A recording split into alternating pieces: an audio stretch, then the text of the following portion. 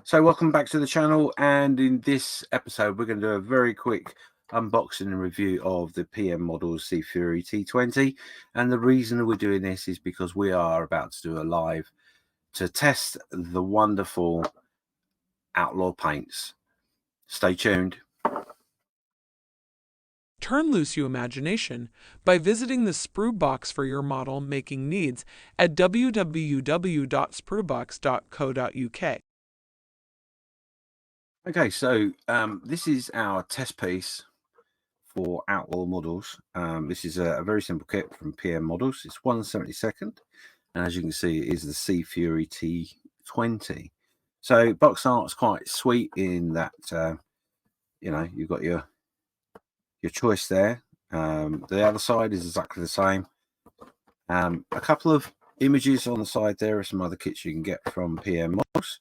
You've got the Supermarine Spitfire and the Beach C-45 there, and then on the other side is just a warning that it's 14 plus, and this is imported by Bachmann Europe PLC. So I say it's a very simple kit, so this review will not be very long because we will be using this as a test piece for our Outlaw Paints. So let's open the box and see what we find, shall we? So I have a look in already. So we've got our canopy. Pull that all out. Obviously we've got our bag of bits and instructions, which happen to be just here. I already took them out. So the instructions give us the two options there.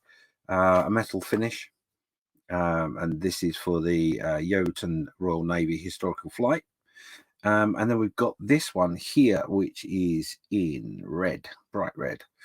So as you'll be aware, as part of the Outlaw Paints, I gave you a choice of which one would you like me to do. Would you like me to do the metal finish or the red? And well, yeah, I sort of stitched myself up really, because now you want half and half. So that's what I'm going to do. So that's going to be interesting. Not sure that's the right phrase, but anyway. So let's have a look at the instructions. Instructions are really, really simple. There's not that many parts, and it goes together very easy. Cockpit wise, there's not a lot of detail on there, but we'll look on the sprues in a second. And we're not going to worry about the cockpit anyway. And it's it's quite a fairly simple kit to put together. So that's the instructions. The kit itself, as I said, we'll look at the clear parts in a second. You've got one sprue, you've got two sprues, and you've got three sprues. Got some decals there. I don't know who they're made by, and the card is quite thick. Don't know how they're going to go, but we'll find out when we get to them. But you've got your numbers and your bits and pieces there you need. So not a lot there, but there's not a lot going on in the kit. So let's clear away the sprues a second, and we'll concentrate on the wings themselves. So as you can see, three-piece wings. You've got some panel lines there. They're not super deep, but they are there. A very limited detail of your wheel bay area, and the surface detail generally is quite low. But you can see what the kit brings you there. Not massive, but there you go. We'll put that to one side. Let's have a look at the fuselage now. And as you can see here, you've got recessed panel lines, etc. Nice and clear and clean. No flash or anything like that. And this is your cockpit. So you've got two seats, because it's two-seat variation, and this is exactly all your cockpit details. So two seats and somewhere for them to put them.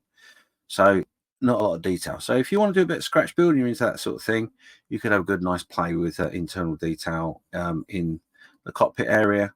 Depends how mad you want to go. But there you go. That's that sprue. So we're going to our last sprue. Obviously, we've got our spinner there. Our nose, there's obviously no engine detail. The wheels are basic, but they look like wheels, so they're okay. And that's really it. That is the kit. It's not that exciting in its amount of detail. which is perfect for what I want to do, because it is basically going to be a mule. And as you can see, that the plastic there is nice and clear, and there we go. So like I said, the aim of this particular kit is it is a mule, so we're not really too worried about how it all goes together. And I'm going to be mad, and I'm going to try my best to do a half and half. So half in metal finish, half in red. So I'm going to use the Outlaws in Insignia Red, that one there. I'm also going to use the metal for the metal finish. I'm going to use the aluminium from Outlaw Paints. So these are going to be my two paints of choice for this particular model. Obviously there'll be a bit of yellow as well in there,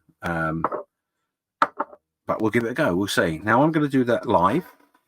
This is a really ropey video that I've hurriedly put together, so you know the kit that I'm going to do for this evening, being the 18th of August at 6:30.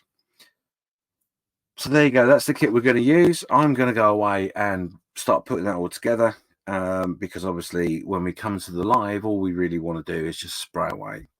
So if you're interested in Outlaw Paints and you were not quite sure how it goes, so these are ready to spray pre-thinned acrylic paints, available from spruebox.co.uk. There will be some other retailers coming online, but we don't actually launch this in the UK until the Scale Model World show in Telford in November. So the shipment's on a boat on its way. You can pre-order. The pre-order is still open, and that will close down at some point in the very near future. So if you want to get hold of yourself some paints, I mean, obviously the paints I've shown you are the military range. There are other paints there that are for railway, for cars, and all that sort of thing. So it's a full range. But if you want to look at that, then head over to the website, which is spruebox.co.uk. Turn loose your imagination by visiting the sprue box for your model making needs at www.spruebox.co.uk. As I say, that's it from me for now. If you're interested in the Outlaw Paints or anything we do at Spruebox, head over to the site, all the W's, spruebox.co.uk. Really easy. Until next time, bye.